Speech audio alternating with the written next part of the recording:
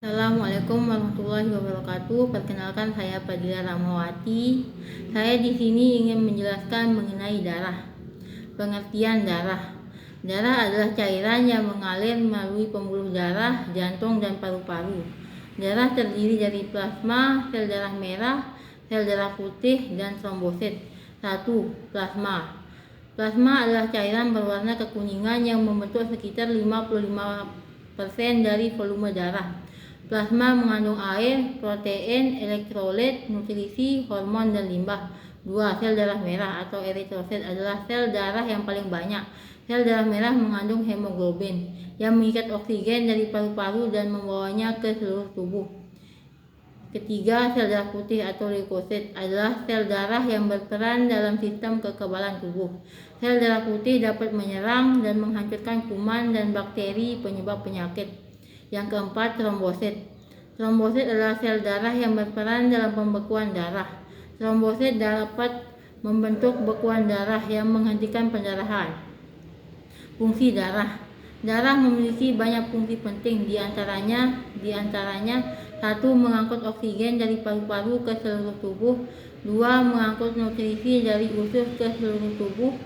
3. Mengangkut karbon dioksida dari seluruh tubuh ke paru-paru untuk dikeluarkan. 4. Mengangkut hormon dari kelenjar endokrin ke seluruh tubuh.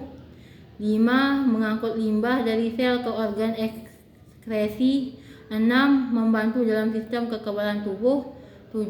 Membantu dalam pembekuan darah. Sirkulasi darah.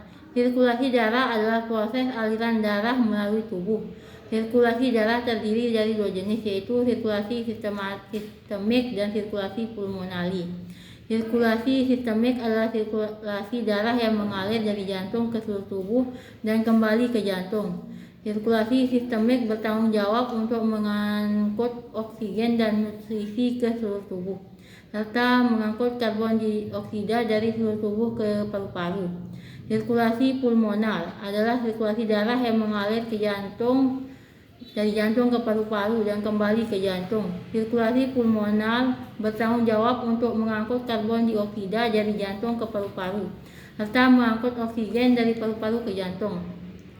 Penjelasan mengenai sirkulasi darah secara sistemik dan pulmonali. Sirkulasi sistemik adalah sirkulasi yang dimulai dari bilik kiri jantung. Darah yang mengandung oksigen dari paru-paru mengalir ke bilik kiri melalui vena pulmonalis. Dari bilik kiri, darah mengalir ke aorta yang merupakan arteri utama yang membawa darah dari jantung. Aorta bercabang menjadi arteri yang lebih kecil yang membawa darah ke seluruh tubuh. Di dalam organ dan jaringan, darah melepaskan oksigen dan nutrisi, serta mengambil karbon dioksida. Darah yang kaya karbon dioksida mengalir kembali ke jantung melalui vena. Vena bergabung melalui vena besar yang mengalirkan darah ke serambi kanan jantung. Di serambi kanan, darah mengalir ke bilik kanan. Dari bilik kanan mengalir ke paru-paru melalui arteri pulmonalis. Di paru-paru, darah melepaskan karbon dioksida dan mengambil oksigen. Darah yang mengandung oksigen mengalir kembali ke jantung melalui vena pulmonalis. Sirkulasi pulmonali. Sirkulasi pulmonali dimulai di bilik kanan jantung. Darah yang kaya karbon dioksida dari seluruh tubuh mengalir ke bilik kanan melalui vena cava superior dan vena cava inferior. Dari bilik kanan, darah mengalir ke paru-paru melalui arteri pulmonalis. Di paru-paru, darah melepaskan karbon dioksida dan mengambil oksigen. Darah yang mengandung oksigen mengalir kembali ke jantung melalui vena pulmonalis. Gangguan pada sirkulasi darah. Gangguan sirkulasi darah dapat disebabkan oleh berbagai faktor, diantaranya 1. Penyakit jantung seperti penyakit jantung koroner, gagal jantung, dan aritmia.